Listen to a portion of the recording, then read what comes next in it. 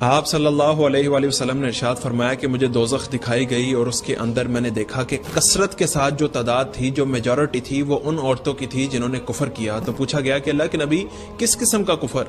तो आपने जवाब दिया कि अपने खामद की नाशुक्री करना और उसने जो एहसान किए हुए हैं उनकी भी नाशुक्री करना। और फिर आपने फरमाया कि अगर तुम में से कोई इनके साथ एहसान करे और फिर उससे कोई गफलत हो जाए, कोई मिस्टेक हो जाए, कोई रिक्वायरमेंट वो पूरी ना कर सके, तो फिर वो रिप्लाई ये करती है औरत, वो ये जवाब देगी तुम्हें, मैंने तो सारी जिंदगी तुम्हारी तरफ से कोई भलाई देखी नहीं है, मुझे तो सुकून ही नहीं मिला।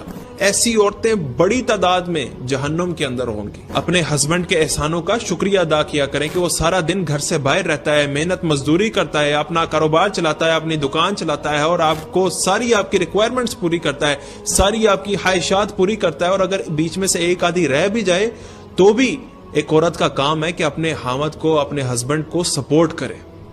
आप सल्लल्लाहु अलैहि वसल्लम ने इरशाद फरमाया कि मुझे दोज़ख दिखाई गई और उसके अंदर मैंने देखा कि कसरत के साथ जो तादाद थी, जो मेजॉरिटी थी, वो उन औरतों की थी जिन्होंने कुफर किया। तो पूछा गया कि अल्लाह के नबी किस किस्म का कुफर?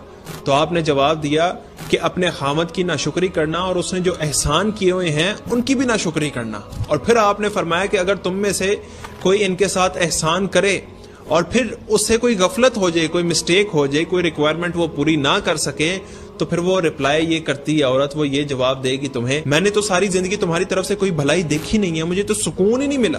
ऐसी औरतें बड़ी तादाद में जहन्नुम के अंदर होंगी। अपने हस्बैंड के एहसानों का शुक्रिया अदा किया करें कि वो सारा दिन घर से बाहर रहता है, मेहनत मजदूरी करता है, अपना कारोबार चलाता है, अपनी दुकान चलाता है और आपको सारी आपकी रिक्वायरमेंट्स पूरी करता है, सारी आपकी ख्वाहिशात पूरी करता है। और अगर बीच में से एक आधी रह भी जाए तो भी एक औरत का काम है कि अपने हामद को, अपने हस्बैंड को सपोर्ट करे।